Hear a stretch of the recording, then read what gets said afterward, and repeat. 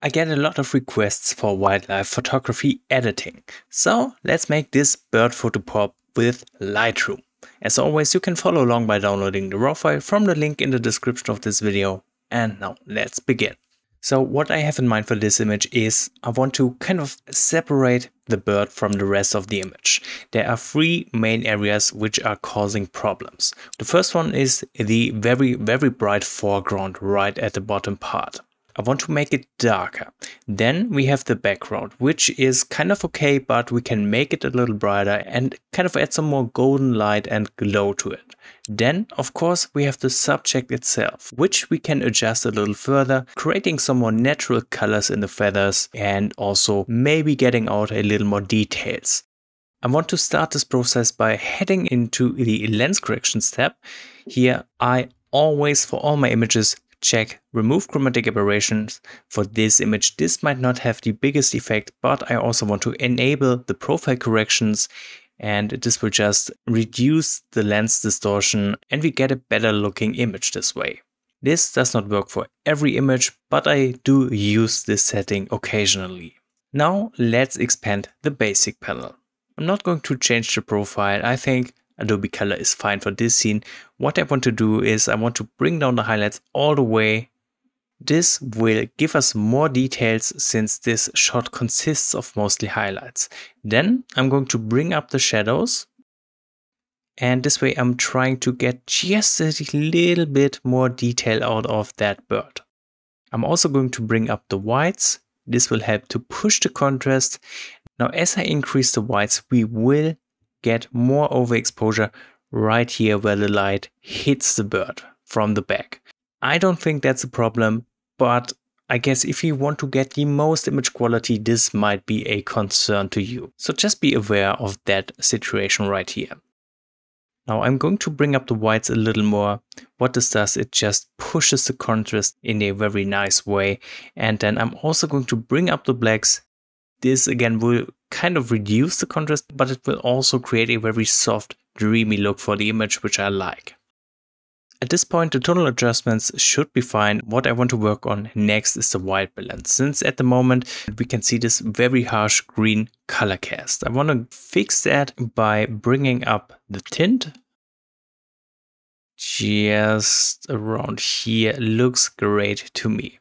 Now for the temperature, I'm not sure what I want to do. I could bring up the temperature, of course, introducing more of that yellow color, but I think this looks super natural and I want to keep the shot more on the natural side. So I'm going to bring down the temperature, kind of fixing the color cast this way until I get something that looks more natural. And I'm not focusing on the bird because I'm going to work on the bird with a bit of masking separately. I'm focusing on the rest of the image. And right around here looks pretty good to me. So next up, let's also bring up the texture. This will add some more sharpness. And then I'm going to bring down the clarity. Again, I'm not focusing on the bird, but the surrounding area. And I'm also going to bring down the dehaze. Bringing down dehaze and clarity will further improve that soft look, which we have established by increasing the blacks. I just think it looks good, but of course that comes down to personal preferences. If you don't want to do it, you can totally leave that out. Okay, then let's also bring up the vibrance because we want this image to have some nice colors. And that is the image after the basic adjustments. We can take a look at before real quick. You can see not that much has changed. We do have a little more details in the shadows and the colors do look a little more natural. Now I want to continue with a bit of masking, and that's where we can affect the image in a very nice way. So let's go ahead, open up the masking panel, and let's start with the subject. For that, since this is very clear in this image, we can simply use a subject's mask, and Lightroom will nicely detect the bird, as you can see. So what I want to do with the subject, first I want to get rid of that color cast due to the white balance adjustments. For that, I'm simply going to counter it by bringing up the temperature until we get something that looks much more natural. So maybe like this. I'm also going to bring down the tint.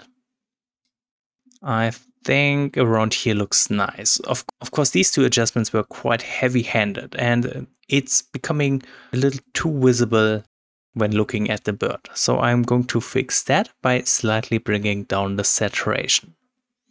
That looks much, much better. Now I'm also going to bring up the shadows very, very slightly. And since we have taken out some clarity globally in the basic adjustments, I'm going to bring back clarity specifically for that bird. I'm also going to add a bit of texture just for some more detail. Alright, that looks great. I can deactivate the mask real quick so you can see the difference from before with a heavy blue color cast due to the global white balance adjustments, and now we have a much more natural looking bird. So now we want to separate the bird from the rest of the image. Let's start this with a linear gradient, and as I said, the bottom area is way too bright and we want to change that. So I'm going to create a linear gradient which is affecting all that bright foreground. And then let's simply bring down the exposure. I'm also going to add some contrast. Let's bring down the shadows, which will make the area even darker. And these adjustments will affect the colors as well. So at the moment, this area might be a bit too saturated, but again, we can easily fix that by bringing down the saturation. And then I also want this area to be a little less sharp. So I'm going to use negative clarity once more, making this area a lot softer this way. Perfect. That's looking good already. However, I want to use a second linear gradient overlapping the first one, but not as big as the first one. So just the very, very bottom part. And again, I'm going to bring up the contrast, just like this. I'm also going to bring down the highlights. And I'm going to further bring down the temperature. So I'm going to bring down the temperature since we are working with a dark area here. And for the shadows, I'd like there to be a little bit of a blue color cast. So that's why I bring down the temperature in this particular spot. Okay, now you can already see how these two linear gradients help bringing more attention on the subject by separating it from the rest of the image. I can deactivate the masks real quick to see the difference from before to after. And that's a huge transformation. We can bring this a step further using a third linear gradient. And I'm going to use this one for the background. So I'm going to target pretty much all of the back like this. Of course, we don't want to affect the bird with this linear gradient. So I'm going to say subtract, and we're choosing select subject. So this way we get a perfect mask for the whole background. Maybe let's bring it a little further down, just like this. And what I want to do with the background is to add more golden hour glow to this area. That's super, super simple. I'm starting by increasing the blacks all the way up. And I'm going to bring down the clarity, which makes the area softer. I'm also going to bring down the dehaze very gently. And I think I'm going to increase the whites. Okay. Now, by increasing the whites, we really need to be careful to not blend the bird too much with the bright background. But I think at this spot, we still have some nice contrast between the bird and the background. We can further push the contrast by introducing some golden hour light, and therefore we are going to bring up the temperature again, just like this. Wonderful. Now you can see the clear difference between background and subject, and that's exactly what we want. Okay, so I guess that's it for the masking adjustments. Again, let me toggle the masks real quick to see the difference from before to after. Much, much better. Now let's continue with a little bit of color grading. I'm going to work in the color mixer for a moment. I want to change the saturation a little bit, bringing up red, orange, yellow, and green. So I pretty much brought up the saturation for all these prominent color tones of the image to make it a little more saturated. I'm also going to use some split toning to further improve that golden hour light. Let's start with the highlights, set up the hue to something that's close to that yellow tone of the background. So maybe around here. And I'm going to only slightly bring up the saturation to not overdo it. Right around here looks great. Okay, I'm also going to use the midtones, and again I'm setting up the hue to something close to that yellow color from the background.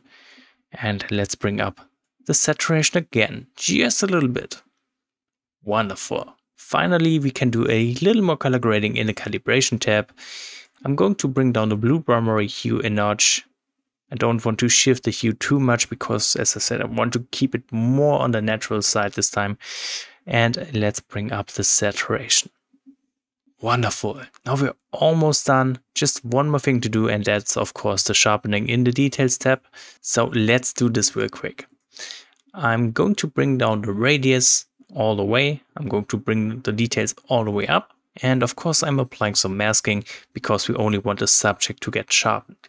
So hold down the Alt key and let's adjust the masking slider until pretty much only the subject will get sharpened like this.